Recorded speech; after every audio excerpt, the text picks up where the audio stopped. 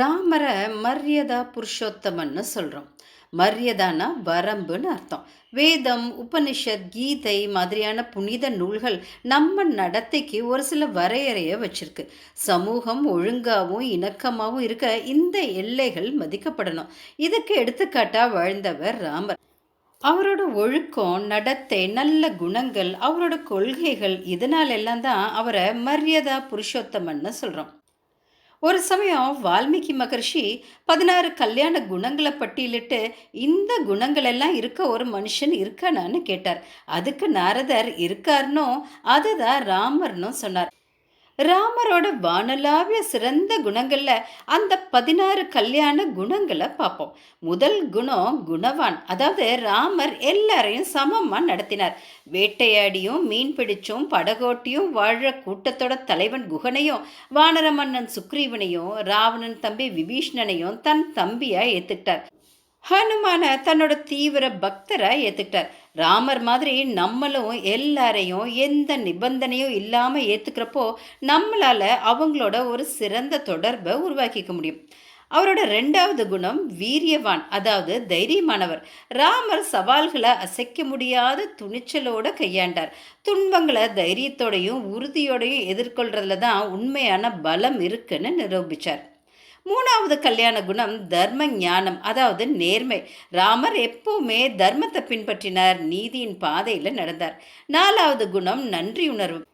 ராவணன் போர்ல ஜெயிச்சதுக்கு அப்புறம் வானரர்களோட உதவிக்கு முழு மனசோட நன்றி சொன்னார். தன் அவதார முடிவுல தன்னலமற்ற சேவைக்காக ஹனுமானுக்கு கடமைப்பட்டிருக்கிறதா சொன்னார்.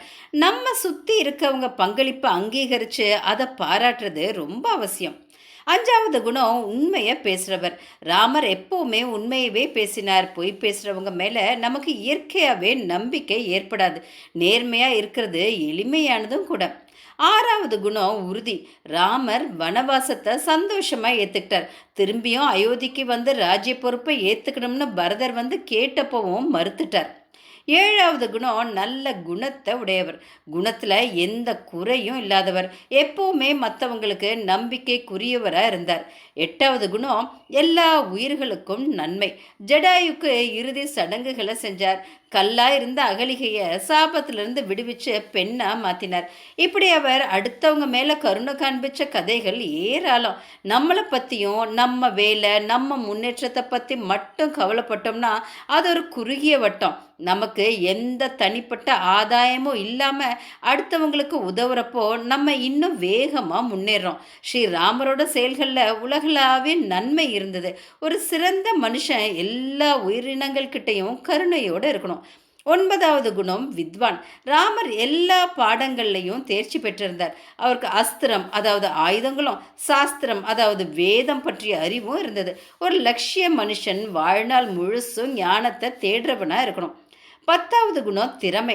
சின்ன வயசுலேயே ராமர் தாடகைங்கிற அரக்கியை கொன்னார். மிதிலையில ஜனகரோட சிவ தனுசை முறிச்சார். அதனால சீதையையும் கல்யாணம் பண்ணிக்கிட்டார். இந்த உலகத்துல எதையும் செய்யக்கூடியவராக இருந்தார். 11வது குணம் எப்பவும் இனிமையானவர். சவாலான சூழ்நிலைகள்லையும் இனிமையானவரா பிரியமானவரா நடந்துக்கிட்டார். அதனால எல்லார்கிட்டையும் இணக்கமான அணுகுமுறையை வளர்த்துக்கிட்டார். 12வது குணம் ஆன்மீகம். அவர் ஒரு அரசராக இருந்தப்பவும் ஒரு தடவையும் தன்னோட ஆன்மீக கடமைகளை விட்டுடல. அவரோட செயல்கள் எல்லாமே அவரோட ஆத்ம உணர்வு மேலோங்கி இருக்கிறதையே பிரதிபலிச்சது. 11வது குணம் கோபத்தை வென்றவர். கடுமையான சூழ்நிலைகள்லையும் அமைதியாக இருக்கிறது ராமருக்கு மட்டுமே இருக்கிற திறமை.